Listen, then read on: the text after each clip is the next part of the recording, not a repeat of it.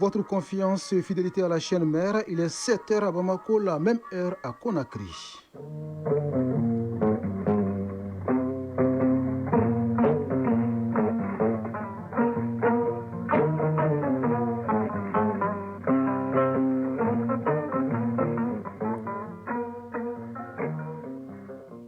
Le journal Bourama Traoré.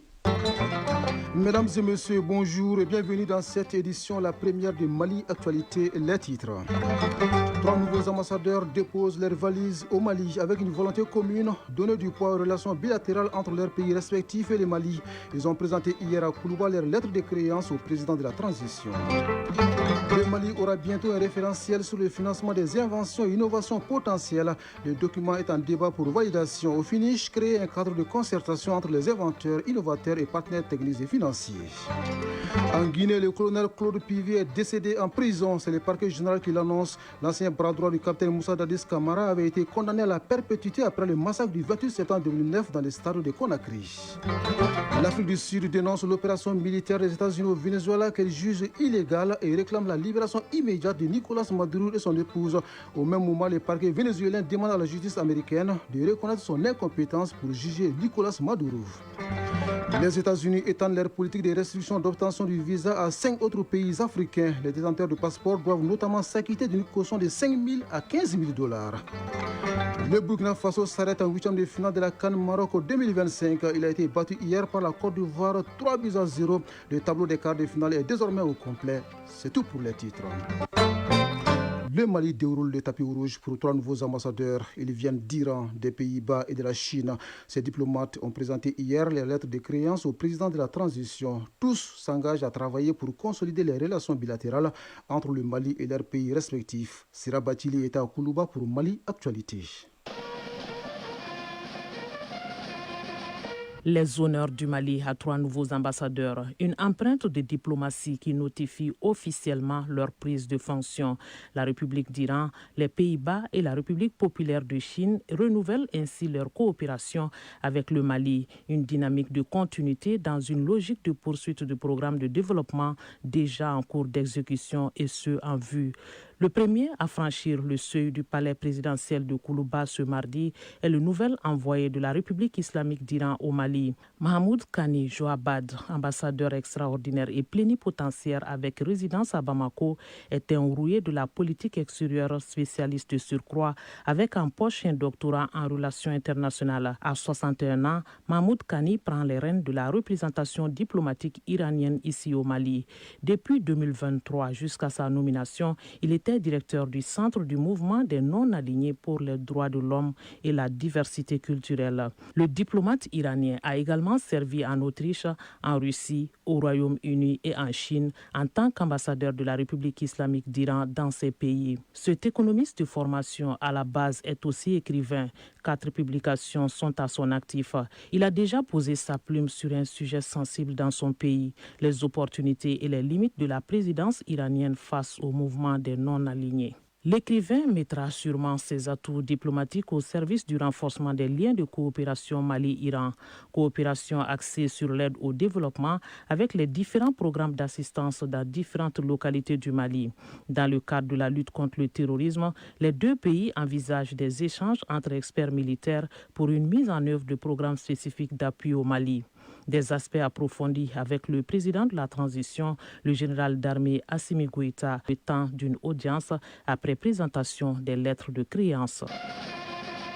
Il a consacré toute sa carrière professionnelle à la diplomatie. Pourtant, c'est un astronome physicien de formation. Il a donc changé de fusil d'épaule pour représenter les Pays-Bas au niveau international. Le nouvel ambassadeur des Pays-Bas au Mali a 55 ans. Il se nomme Eric de Vrijter, ancien chef de l'unité Chine au ministère néerlandais des Affaires étrangères. Il a contribué au développement des relations néerlandaises avec d'autres nations comme l'Australie en tant que conseiller puis adjoint de l'ambassadeur. Il maîtrise les questions sécuritaires et culturelles pour avoir été responsable de la politique politique étrangère et de sécurité, des affaires culturelles et de la presse. Expérience qui lui a valu le poste de représentant et de délégué des Pays-Bas au sein de l'Union européenne à Bruxelles. L'ancien coordinateur humanitaire des Pays-Bas pour la Sierra Leone, le Libéria et la Guinée a également travaillé à New Delhi, en Afghanistan et en Côte d'Ivoire. Éric de Freicher est auteur de plusieurs ouvrages, parmi lesquels ce thème pointu, le manque de cohérence de l'Europe dans la gestion des crises et des conflits externes. Après la présentation de ses lettres de créance au chef de l'État, le général d'armée Assimi Goïta lui a accordé une entrevue pour faire le point de la coopération Mali-Pays-Bas, un partenariat focalisé sur des secteurs clés comme l'agriculture, l'énergie, la santé, le développement du secteur privé, en plus des questions de gouvernance. La République populaire de Chine ferme la marche, partenaire stratégique du Mali, avec l'ouverture d'autres axes de coopération pour plus de dynamisme. Et c'est le diplomate Li Yang qui est désormais chargé du maintien de ces bonnes relations de coopération Mali-Chine. Il est spécialiste en administration publique. Li Yang, 52 ans, a fait son entrée dans le monde de la politique extérieure en qualité d'attaché au sein du protocole du ministère des Affaires étrangères. Membre du Parti communiste chinois, il va servir à la fois le Mali et l'Érythrée, poste qu'il occupe depuis 2023. Le Mali et la Chine entretiennent d'excellentes relations d'amitié et de coopération multiformes fondées sur des liens séculaires. Droit d'audience après l'officialisation de la prise de fonction accordée par le chef de l'État, avec un rappel de nombreuses réalisations, parmi lesquelles la construction du 3e pont de Bamako, celle du Centre international des conférences de Bamako ou encore l'hôpital du Mali. À cette liste s'ajoutent plusieurs projets en cours de réalisation ou en perspective. Il s'agit de la phase 2 du campus universitaire de Kabbalah, dont l'accord de coopération économique et technique a été signé le 22 juin 2017 pour une subvention non remboursable de 30 milliards de francs CFA. Le Mali maintient donc son cap de diversification du partenariat, épousant ses principes de gouvernance et jugé gagnant-gagnant. À présent, voyons ce qui fait l'essentiel de l'actualité hors des frontières maliennes. En Guinée, le colonel Claude Pivi, ancien bras droit du capitaine Moussa Dadis Camara, est décédé en prison. C'est ce qu'a annoncé hier dans la soirée le parquet général. Il avait été condamné à perpétuité après le massacre du 28 septembre 2009 dans le stade de Conakry, où des opposants s'étaient réunis pour dénoncer une éventuelle candidature du capitaine Moussa Dadis Camara à l'élection présidentielle en 2010. Le colonel Pivi s'était évadé de prison juste après sa condamnation le 4 novembre 2023. Il avait été arrêté au Libéria puis extradé vers la Guinée le 17 septembre 2024 après plusieurs mois de cavale. De la Guinée, cap sur l'Afrique du Sud qui dénonce l'opération militaire jugée illégale des États-Unis au Venezuela. Dans un communiqué, l'ANC réclame la libération immédiate de Nicolas Maduro et de son épouse. Pour la nation arc-en-ciel, le Venezuela est pris pour cible pour avoir affirmé sa souveraineté sur ses ressources naturelles et pour ses choix de politique économique. Dans les mêmes registres, le parquet vénézuélien a demandé à la justice américaine de reconnaître son incompétence pour juger Nicolas Maduro. Pas de réaction officielle en Centrafrique concernant cette opération éclair des États-Unis au Venezuela, mais le président sortant Faustin Archange Touadéra réussit sa passe des trois. Il remporte la présidentielle du 28 décembre 2025 avec 76% des voix, selon les résultats provisoires publiés par l'Agence nationale des élections. À 68 ans, il s'apprête à entamer son 3e mandat à la tête du pays. Dans une déclaration aux médias, il a souligné que la Centrafrique a trop souffert et a besoin de tous ses fils pour se reconstruire. Il a rappelé ses efforts pour engager le dialogue avec les groupes armés et promis de poursuivre cette politique de réconciliation nationale afin de consolider la paix. En attendant, le chef de la diplomatie israélienne était hier au Somaliland. Cette visite relève d'une incursion non autorisée en Somalie, a dénoncé le ministère somalien des Affaires étrangères. Pour Mogadiscio, ce déplacement du ministre israélien des Affaires étrangères constitue une violation sérieuse de la souveraineté de la Somalie, de son intégrité territoriale et de son unité politique.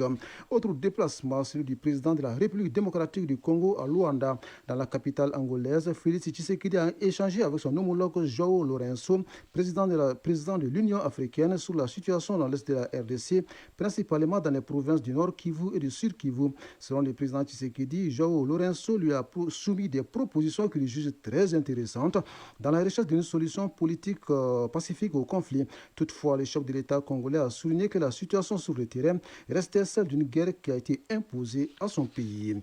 D'une déclaration présidentielle à une autre, celle du Burundais Évariste Ndayishimiye, qui recadre son ministre des Affaires étrangères qui a critiqué le Qatar sur les réseaux sociaux. Selon le chef de la diplomatie burundaise, Doha utilise son influence et son argent auprès des États-Unis pour les dissuader d'agir dans l'est de la RDC. Kinshasa et le groupe AFC M23 ont engagé des négociations dans la capitale qatari qui ont abouti en juillet à une déclaration conjointe dans laquelle les deux parties se sont engagées à un cessez-le-feu mais qui n'a jamais été réellement appliqué sur le terrain, notamment près de la frontière burundaise. De la sécurité à la diplomatie, les États-Unis poursuivent leur politique de restriction d'obtention de visas, notamment envers le continent. 5 pays africains ont été ajoutés à la liste orange qui impose des restrictions aux détenteurs de passeports. Il s'agit du Botswana, de la Centrafrique, la Guinée-Bissau et la Namibie. Au total, 20 pays africains sont désormais visés, dont 12 où les ressortissants n'ont plus accès au sol américain sauf dérogation. Les restrictions imposées pour l'obtention d'un visa qui s'applique depuis le 1er janvier dernier sont strictes. Les détenteurs de passeports doivent notamment s'acquitter d'une caution de 5 000 à 15 000 dollars. Au même moment, les 35 pays de la coalition des volontaires valident la déclaration de Paris qui détaille des garanties de sécurité pour une paix durable en Ukraine. C'est ce qu'a annoncé hier le président français qui a salué une convergence opérationnelle entre les membres de la coalition.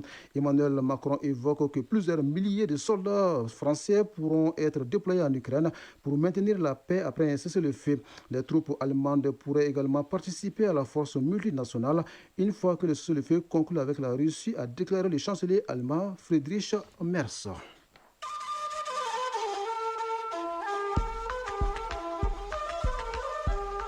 AES Actualité.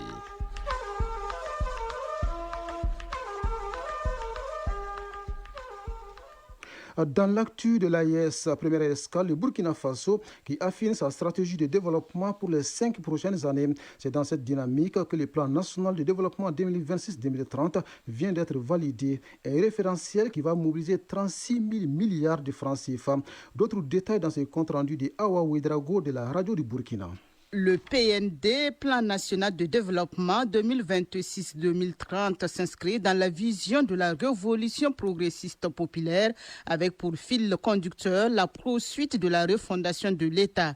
Ce nouveau référentiel stratégique de développement repose sur 4 piliers essentiels déclinés en une vingtaine de programmes, explique le ministre de l'Économie et des Finances, Aboubakar Nakanabo. Le premier pilier porte sur la paix, la sécurité et la cohésion sociale. Et à ce niveau, on a 2 programmes importants, notamment la défense et la sécurité et bien sûr la paix et la cohésion sociale. À côté, nous avons la refondation de la gouvernance qui est aussi donc un pilier important. Nous avons le développement du capital humain, le développement des infrastructures et la transformation durable de l'économie. Pour chaque programme, nous avons pu identifier des accélérateurs, c'est-à-dire ce sont des actions majeures qui vont permettre d'atteindre rapidement les objectifs des programmes. Nous avons la souveraineté alimentaire, qui est un aspect important. À l'horizon 2030, le Burkina ne doit plus attendre des vivres de quelques pays que ce soit. En plus de cela, on doit accélérer les processus de transformation industrielle et aussi la protection sociale. Dans le programme initial, nous avions prévu un pilier pour l'action humanitaire et tout ce qui concerne le relèvement des PDI. L'objectif, c'est de faire en sorte qu'à l'horizon 2030, qu'on n'ait plus de personnes déplacées internes. La mise en œuvre du plan national de développement va mobiliser d'importantes ressources financières, indique le ministre Aboubakar Nakanabo. Le programme est assorti d'un coût. Le coût global sur les 5 ans est de 36 000 milliards. Et ce qu'il faut noter, c'est que 64% est financé donc sur les ressources propres de l'État. Maintenant, pour les besoins de financement, nous allons compter bien sûr sur le secteur privé qui doit jouer un rôle important aussi dans le processus. Il y a la mobilisation à travers donc l'actionnariat communautaire et aussi la possibilité pour des financements extérieurs qui peuvent venir, bien sûr, suivant les conditions que nous aurons définies. Le comité d'orientation et de supervision du PND, présidé par le Premier ministre, a procédé à l'examen de la cohérence globale du plan et à l'identification des ajustements nécessaires en vue de renforcer ce référentiel. L'adoption du plan national de développement 2026-2030 dans les prochains jours en Conseil des ministres sera une étape décisive pour la transformation structurelle du pays, a laissé entendre le chef du gouvernement. Au Niger voisin, la promotion de l'apprentissage par le numérique est une préoccupation des autorités à laquelle l'UNICEF apporte une solution en remettant plus de 4500 tablettes au ministère de l'Éducation nationale. Elles sont destinées à l'installation des bibliothèques numériques dans les établissements scolaires afin de renforcer l'accès des élèves aux ressources pédagogiques. Après avoir reçu le don, le ministre des tutelles Elisabeth Chérif s'est confié à nos confrères de la Voix du Sahel. La modernisation du système éducatif à travers l'utilisation du numérique fait partie des grandes orientations de la lettre de mission qui nous a été confiée par son Excellence, le Président de la République, chef de l'État, le général d'armée Abdourahmane Tiani. Ainsi, la dynamique d'installation et de multiplication des bibliothèques numériques au sein de nos institutions s'inscrit dans le projet de modernisation et de transformation de notre système éducatif. Dans cette perspective, les bibliothèques numériques permettent aux acteurs de l'école de développer leur potentiel instinctivement en leur donnant la possibilité d'accéder aux mêmes ressources essentielles avec davantage d'efficacité. Ces bibliothèques numériques sont des portails qui contiennent les programmes, des ressources pédagogiques, des supports qui peuvent être partagés. Elles permettent des accès multiples, une diffusion beaucoup plus intelligente du contenu, des économies d'échelle et surtout une idée fondamentale, faire circuler le savoir. Quand le savoir circule, c'est tout un pays qui respire mieux. Car le savoir, c'est ce qui ouvre des portes. C'est ce qui donne le courage. C'est ce qui permet de trouver des solutions appropriées aux difficultés et défis auxquels nous sommes confrontés individuellement et collectivement. Retour ici à Bamako, où le Mali va bientôt disposer d'un document de qualité et consensuel sur le financement des inventions et innovations potentielles. Pour ce faire, le Centre malien de promotion de la propriété intellectuelle engage une réflexion autour du programme dédié à ce secteur. Le but de l'exercice est de valider le dit programme, mais aussi de créer un cadre de concertation entre les inventeurs, innovateurs et partenaires techniques et financiers. On en parle avec Sogona Kamisoko. C'est un document de 67 pages qui doit être passé à la loupe par les acteurs en charge des questions des innovations et des inventions. Il s'agit du rapport d'étude sur le programme d'appui aux inventaires et innovateurs nationaux et son mécanisme de financement. La finalité de l'exercice est de valider ce rapport avant son opérationnalisation. Professeur Issouf Soumaïla Moulay, directeur général de CEMAPI. L'innovation ne traduit plus ses effets durables que lorsque elle est sécurisée et valorisée.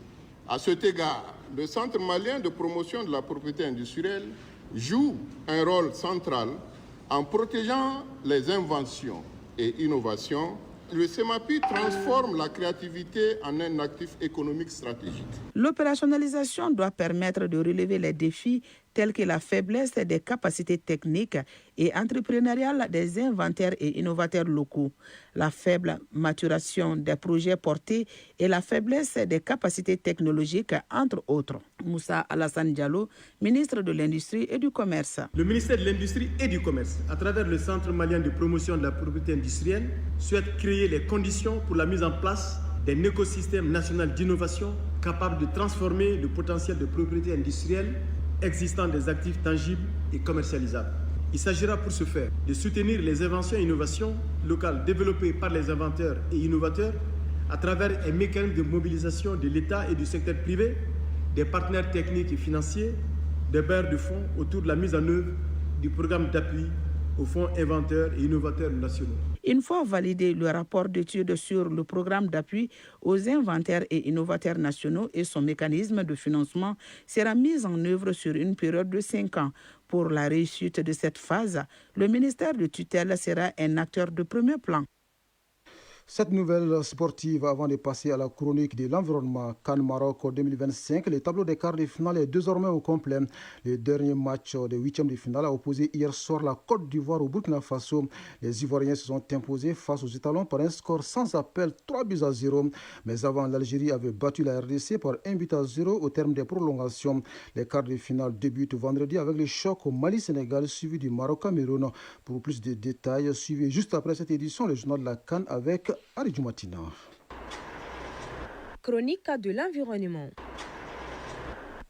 C'est un phénomène aux conséquences multiples. Entendez par là la déforestation qui cause la perte massive de la biodiversité, aggrave les changements climatiques et perturbe le cycle de l'eau. Autant d'impacts négatifs qui interpellent la conscience collective pour un changement de comportement afin de préserver les ressources naturelles. La chronique de l'environnement revient sur cette problématique qui semble couper le sommeil aux acteurs du secteur. Elle est signée Agibou Koulibaly. Dans plusieurs localités du Mali, la déforestation progresse à un rythme inquiétant. Les populations locales confrontées à la pauvreté énergétique exploitent le bois comme principale source de cuisson et de revenus. Toumani Goïta, directeur régional de l'agriculture de Bandiangara. La déforestation à long terme conduit d'abord à la perte de certaines espèces ligneuses très utiles à l'homme, en plus de la faune. Elle entraîne aussi à l'assemblement, perte des sols fertiles à l'agriculture, d'où les conséquences vents violents, l'érosion hydrique et éolienne, baisse des rendements, abandon des terres de culture ou augmentation abusive des surfaces de culture.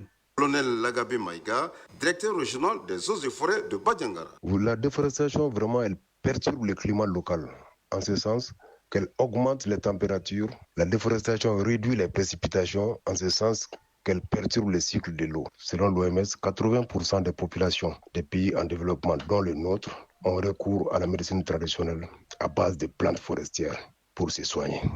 Donc, forcément, la déforestation aura donc un impact au point de vue santé. Les exploitants forestiers, souvent informels, accentuent la pression sur les ressources naturelles. Les services forestiers de l'État tentent de réguler, de sensibiliser et de sanctionner malgré des moyens limités. Toumani Goïta, directeur régional de l'agriculture de Bandiangara. Si les arbres protègent les sols, il faudrait reconnaître que la forêt restaure aussi les sols. Et vous parlez de la reforestation en français simple, il s'agit du reboisement. L'agroforesterie est une pratique agricole qui consiste à associer délibérément des arbres et des cultures sur une même parcelle pour créer des synergies bénéfiques, améliorant ainsi la productivité. Les médias et journalistes environnementaux ont la lourde responsabilité de révéler, d'alerter et d'éveiller les consciences sur les conséquences de ces pratiques. Bassina Suntoura, journaliste environnementaliste. Conformément à l'article 25 de la Constitution du Mali, toute personne a droit à un environnement sain. La protection, la défense de l'environnement et la promotion de la qualité de la vie sont un devoir pour tous et pour l'État. Alors, personne n'est épargné à la protection et à la promotion de l'environnement. Nous, hommes des médias, journalistes en particulier environnementalistes, avons l'obligation d'alerter les décideurs politiques pour préserver notre patrimoine commun qu'est l'environnement. Colonel Lagabé Maïga, directeur régional des eaux et forêts de Bandiangara. En stratégie durable pour lutter contre la déforestation, nous pouvons dire tout de suite que d'abord la loi elle-même, je parle de la 10/028 du 12 juillet 2010, déterminant les principes de gestion des ressources du domaine forestier national. Alors je disais même que cette loi, dans beaucoup de dispositions, est d'abord un gage contre la déforestation. Et le respect de beaucoup de ces dispositions contribueront à coup sûr à asseoir une meilleure gestion de nos ressources forestières. Par exemple, la première chose, ça c'est par rapport à l'exploitation même du bois. Vous savez, cette loi 10/028, en son article 33, conditionne l'exploitation même du bois à l'élaboration préalable d'un plan d'aménagement. Chaque arbre coupé sans replantation est une dette contractée envers l'avenir. Écouter la nature, c'est comprendre que protéger la forêt, ce n'est pas freiner le développement, mais lui donner des racines solides. Ainsi va l'actualité en ce mercredi 7 janvier 2026. Cette tranche d'information vous a été servie par Soumela Diarra à la mise en onde, Bekaï Sissé à la mise en ligne et au micro Brahma Traoré. Ne décrochez pas, Tina est déjà en studio pour le journal de la Cannes, suivi de la lecture des avis et communiqués avec Doudou Tembeli. Le prochain rendez-vous avec l'information, c'est à 13h. Grand merci à vous de nous avoir suivis. Excellente journée à vous, où que vous soyez.